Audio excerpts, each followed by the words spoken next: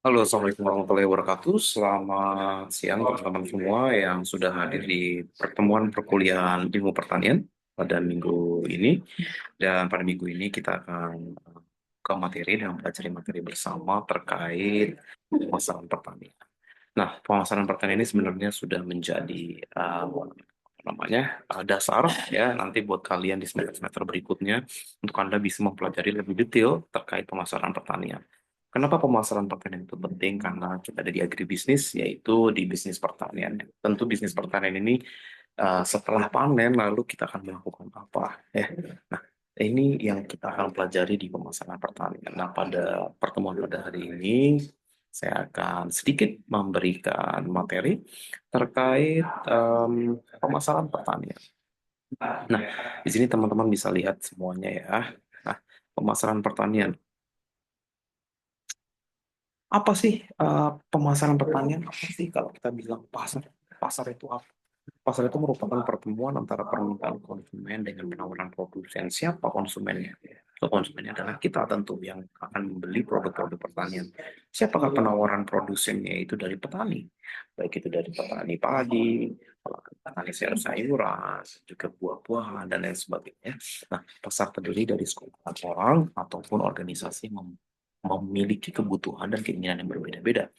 Nah, orang-orang tersebut mempunyai kemampuan untuk berpartisipasi dalam melakukan transaksi jual beli, baik sebagai penjual ataupun sebagai pembeli. Nah, lalu bagaimana tentang pemasaran? Nah, pemasaran ini merupakan suatu kegiatan penyaluran barang atau jasa dari tangan produsen ke tangan konsumen, ya, dan kemudian sebagai macam kegiatan ekonomi yang berfungsi membawa atau menyampaikan barang dan jasa dari produsen dan juga menuju ke konsumen. Di sisi lain, menurut American Marketing Association, yaitu pemasaran adalah pelaksanaan kegiatan usaha perdagangan yang diarahkan pada aliran barang dan jasa dari produsen ke konsumen. Nah, sedangkan menurut Wikipedia, pemasaran adalah sebuah proses dalam memuaskan kebutuhan dan keinginan manusia. Jadi segala kegiatan dalam hidupnya, dalam pemenuhan kebutuhan dan keinginan manusia merupakan bagian dari konsep pemasaran. Ya. Nah, siapa sih perantara-perantara di antara pemasaran itu? Pertama, ada pedagang besar atau merchant wholesalers. Adalah sebuah unit usaha yang membeli dan menjual kembali barang-barang kepada pengecer atau pedagang lainnya. Pemakai industri, pemakai lembaga, dan pemakai komersial yang tidak menjual dengan volume yang kecil kepada konsumen akhir. Nah, kegiatan perdagangan yang dilakukan biasanya dalam skala besar dan tidak melayani penjualan pada konsumen akhir. Yang kedua ada perantara agen. Nah, agen ini merupakan middleman yang menjual produk ke pengecer, pemakai industri, dan pelanggan komersial lain. Mereka biasanya berspesialisasi dalam fungsi keuangan dan bertindak sebagai klien produsen atau perusahaan atas dasar komisi. Pengecer berikutnya, nah retailers, nah ini menjual barang dan jasa secara langsung ke konsumen akhir untuk penggunaan non bisnis mereka. Misalnya dalam hal ini misalnya warung kelontong, sayur-sayuran, ataupun supermarket yang memang langsung menjual ke konsumen akhir. Dan yang terakhir adalah agen pendukung atau facilitating agencies berspesialisasi pada satu atau lebih fungsi pemasaran atas dasar bayaran perlayanan untuk membantu klien mereka melakukan fungsi-fungsi dengan lebih efektif dan lebih efisien. Nah, bagian-bagian dari perantara pemasaran ini disebut sebagai saluran pemasaran karena mereka semua antara perantara pemasaran ini saling bergantung dan saling terkait. Nah, saluran pemasaran merupakan lembaga atau perantara yang mendistribusikan barang-barang. Pada prinsipnya, pemasaran adalah aliran barang dari produsen menuju konsumen akhir. Nah, aliran barang ini dapat terjadi karena adanya peranan perantara pemasaran. Nah, lembaga pemasaran khusus pada pemasaran pertanian dikenal sebagai pelaku pemasaran yang khas. Nah, yang pertama ada siapa? Ada pedagang pengumpul, membeli dari petani dalam jumlah kecil dijual lagi kepada pedagang besar atau pedagang pengecer, dikenal sebagai istilah lokal yaitu pengepul, toke atau tengkulak. Nah, ini adalah istilah-istilah yang sering ada di Indonesia yang Anda harus ketahui. Yang kemudian yang kedua adalah penebas, membeli dari petani selagi produk masih di sawah atau bahkan masih dalam bentuk tanaman yang telah siap panen. Pengijon, membeli produk yang belum siap panen tapi dia sudah membeli produknya.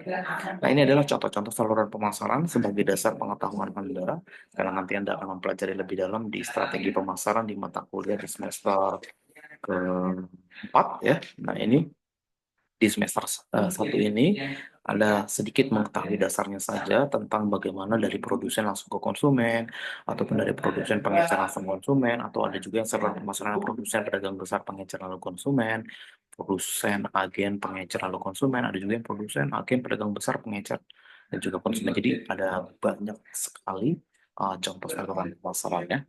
Fungsi-fungsi pemasarannya tentu dilakukan oleh perantara dengan fungsinya masing-masing. Nah, di sini Anda bisa mempelajari tentang fungsi-fungsi yang sudah disampaikan di dalam materi.